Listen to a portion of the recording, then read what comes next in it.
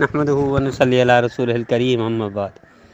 نبی کریم صلی اللہ تعالیٰ علیہ وآلہ وسلم نے ارشاد فرمایا کہ بلا شبہ جب بندے کے لیے اللہ کی طرف سے کوئی خاص مرتبہ ملنا مقدر ہو جائے جس کو اپنے عمل سے نہ پہنچے، وہ حاصل نہ کر سکے اپنے اعمال کردار سے، تو اللہ تعالیٰ جسم یا مال یا اولاد میں مصیبت بھیج کر اس کو مبتلا فرماتے ہیں، پھر صبر بھی دے دیتے ہیں یہاں تک وہ اس مرتبے کو پہنچ جاتا ہے جو اللہ کی طرف سے اس کے لیے مقرر ہوا۔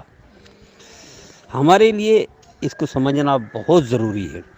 میرے بھائی اور میرے بہنیں بہت زیادہ پریشان ہو جاتے ہیں، شکوے شکایتیں شروع کر دیتے ہیں، اللہ نہ کرے کوئی نقصان ہو جائے گھر کا، مال کا، جسم کا، جان کا، تو پتہ نہیں کیا کیا بولتے ہیں، حالانکہ وہی وقت ہوتا ہے جو اللہ نے مقرر کیا۔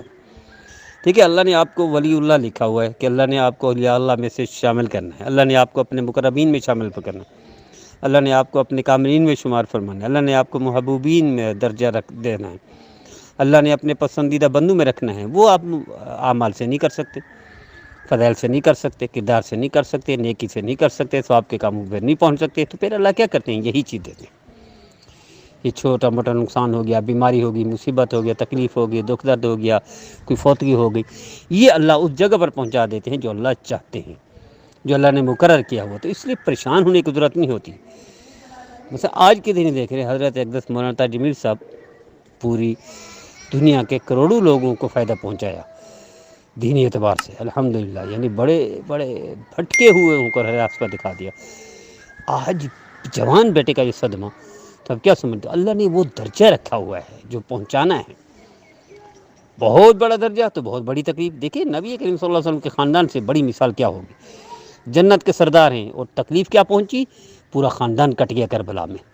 تو جتنا بڑا درجہ اتنی بڑی تکلیف، اتنی بڑی بیماری، اتنی بڑی مصیبت۔ نبی کریم صلی اللہ علیہ وسلم کی خود مثال دیکھ لیجئے، آپ نے ارشاد فرمایا کسی نبی کو نہیں ستایا گیا جتنا مجھے ستایا گیا، یہ خود نبی کریم صلی اللہ علیہ وسلم کا فرمان ہے۔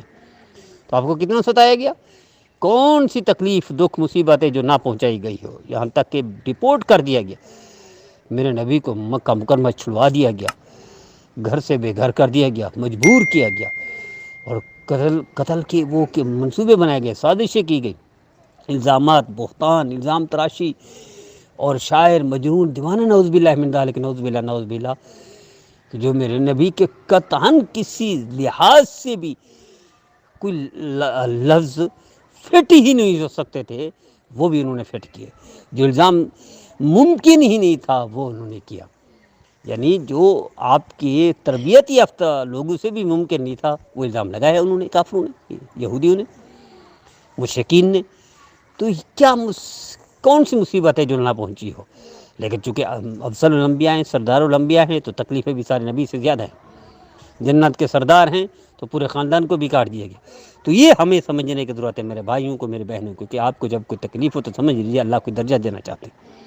آپ کا بیٹا بیمار ہوگی، بیٹی بیمار ہوگی، تکلیف ہوگی، مالی نقصان ہو گیا، کوئی ایکسیڈنٹ ہو گیا نعوذ باللہ، گاڑی خراب ہوگی نعوذ باللہ، گھر چھین لیا گیا، دکان پر قبضہ کر لیا گیا، پلاٹ چھین لیا، وغیرہ وغیرہ، یہ ساری تکلیفیں اللہ بڑا درجہ دینا چاہتے ہیں تو بڑی تکلیف دیتے ہیں۔